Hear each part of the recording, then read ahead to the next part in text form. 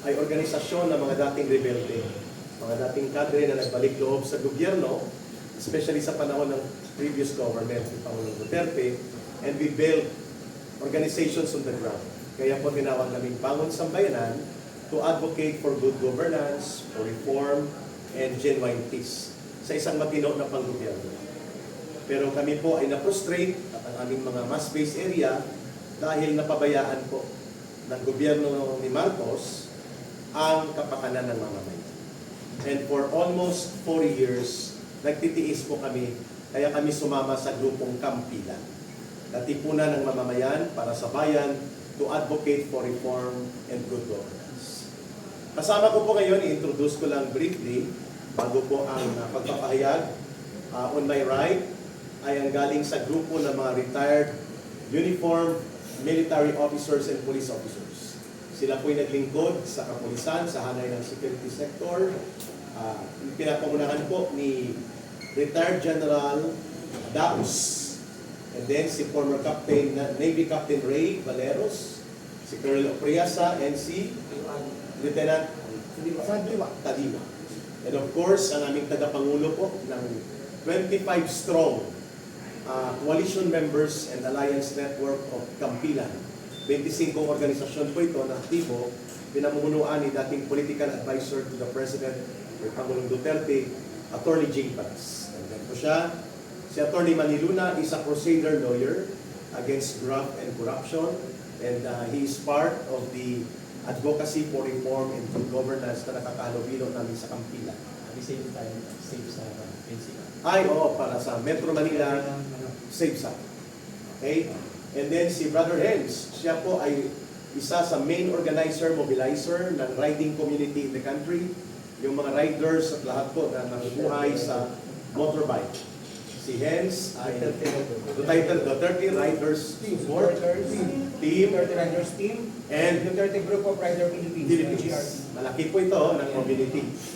At kami naman po ay network mainly ng urban poor communities sa Metro Manila and cities. In the CARES, kasama po natin sa parallel ang non-government organization na Inday Cares. They care and they cannot less care. So therefore they are here. They always They always care. Yeah, always care. So ito po, una, number 1, malala na po at malalim ang problema ng ating bansa. Paulit-ulit po ang mga paglubha ng kahirapan, kaguluhan sa politika, at ang tinatamaan po taong bayan, mga mamamayan. Democratic institutions are being destroyed systematically, never seen before since after the martial law sa tatay ni Bongbong Marcos Jr. And so therefore, kumilos ang taong bayan. Pero sa pagkilos na ito ng taong bayan, mga kababayan, nakita po natin na isang malaking kakulangan na nanawagan tayo ng pananagutan at ng paniningil ng taong bayan sa 1.9 trillion pesos na pandarambong sa mga ghost or mga substandard flood control projects. Nanawagan tayo sa pag-abuso at pagwaldas, pagkurakot sa pundo ng bayan, and yet, dinidedma tayo ni Marcos Jr. I'm talking about yung tayo, yung mamamayang Pilipino. Wala siyang pakialam at bagkos pinalala pa niya ang krisis politika at pinalala pa niya ang krisis sa ekonomiya. People are in miserable conditions right now, mga kababayan. Kaya po, sa pag-uusap na ito, maraming salamat sa inyong pagdalo dito. We are bringing out the message. Ang taong bayan na naninindigan ay kailangang pagkaisahin. Kailangang may mamuno upang ito ay mabuo bilang isang malakas na puwersa sa pagsusulong ng mapayapang pagbabago. But hindi magaganap ang pagbabago kung walang mamumuno, kung walang direksyon, at kung kalat-kalat ang mga inisyatiba at mga pagkilos. Wala kaming ibang nakikita sa grupo na ito, at marahil sasabihin na rin namin ang mayoriya ng sentimento ng taong bayan. Naniniwala sila that the legitimate alternative leader that can bring unity sa pagkilos ng taong bayan at pagbubuo ng tamang direksyon sa pagbabago at reforma sa gobyerno is none other than the Vice President, Sara Duterte. But that call for her to lead our people in our country is voluntary on her part. But on our part, it is already an obligation to call on her. To respond to the call is voluntary on her part. But to call on her to lead is an obligation for us. Kaya kami nandito. Kasi among us and all other organizations, iisa lang po ang mayroong mandato na ibinigay ng mahigit 32 million Filipinos na nagtiwala sa kanya that she can be the leader of this country. Walang iba kundi ang Vice President Sara Duterte. At pakinggan natin ang pagpapaliwanag na karagdagan bakit lumabas kami sa panawagan ng katarungan, pagbabago, at pagkilos sa totoong pagbibigay katarungan sa problema natin kay Marcos Jr. at sa kanyang gobyerno. Walang ibang solusyon kung hindi dapat may mamumuno na sa ating mamamayan at sa pagkilos ng buong sambayanan. I will have Attorney Jing Paras to start it off and we will provide solidarity reaction after him. Congressman Jing Paras, please take it away.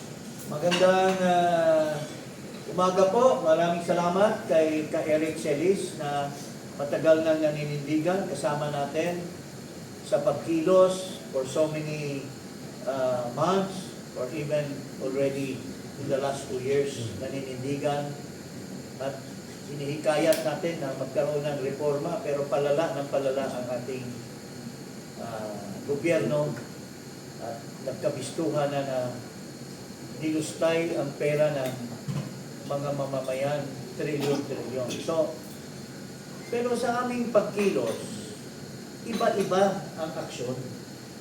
Nandito, katabi ko si Kuyang Ray Valeros, representing the UPI, si Lamani, they represent, halos lahat dito, and so many others who are not here, they represent the sentiments of the Filipino people. Correct. Especially those who are angry, those who are restless, those who are so disappointed with the government. Pero all our expressions, all our lahat natin pagkikilos ay sporadic. Isa dito, isa doon, isa dito, isa doon. Wala pong unifying force. Minsan nagkaka-conflict in the ideas kasi wala pong nag-unite. Kaya dumating kami, nagkasundo kami sa isang panawagan na hinikayat namin ang ating Vice Presidente Sara Duterte na lumabas na siya maninindigan bilang isang leader ng maraming taong bayan na nandyan lang sa kanilang pamamahay, nandyan lang sa kanilang trabaho, pero sa kanilang puso at diwa, sila ay galit na sa nangyayari, sa kahirapan nila, at saka sa mga iba pang harassment, persecution, weaponization of this government against them, just merely to express their grievance against the government. So, kailangan may isang tao na mag-unify, kailangan ng isang tao na titindig, haharap, at maghihikayat sa taong bayan na mag-isa, magkaisa, magbuklod-buklod. Hindi natin ma-achieve sa mga hanay na humihingi ng reforma sa gobyerno o humihingi ng pagbitiw sa gobyerno kung walang nag-unify o walang isang tao na naghihikayat sa bawat isang naniniwala na wala nang pag-asa ang ating bayan. We are already a failed state as of now kung walang tatayo na leader. We have been facing so many things in the past. We had the People Power 1, we have the People Power 2. parating may leader na tumatayo at naghihikayat para ang sambayanan na naniniwala na wala nang silbi ang gobyerno ay magkaisa.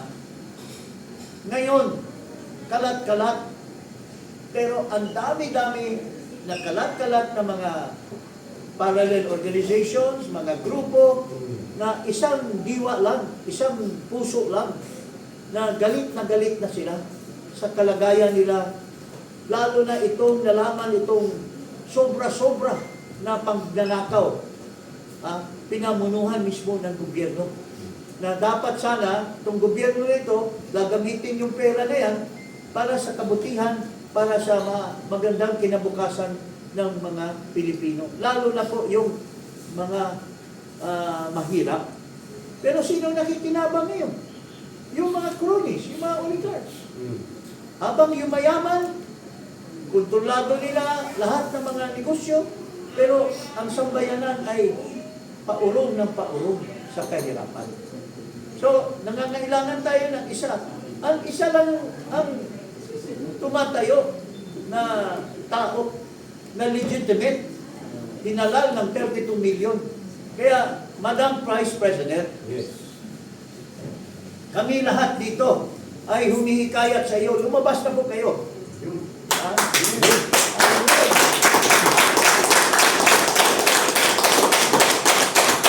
Nagsabi ko kayo na tatakbo kayong presidente.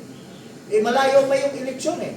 Pero nung sinabi mo tatakbo kayo ng presidente, you have already declared that you will lead all of us. Pero if you're just inside your office, or you are just visiting a little number of people, you are not uniting all of us who believe in you as the true leader, wala pong mangyayari. Sa dami namin expression of grievance against the government, kalat-kalat po kami. Hindi kami magkabuo dahil hindi namin naririnig ikaw lumabas at hinihikayat nyo kami na magkaisa under your leadership, Madam Vice President. So, this is the time for you to wake up. Huwag mo na pong ulitin, Madam Vice President, yung pag-asa namin sa iyo noong 2021, na ikaw na ang tinignan ng taong bayan sa survey. You are the real president. But you failed us at the time.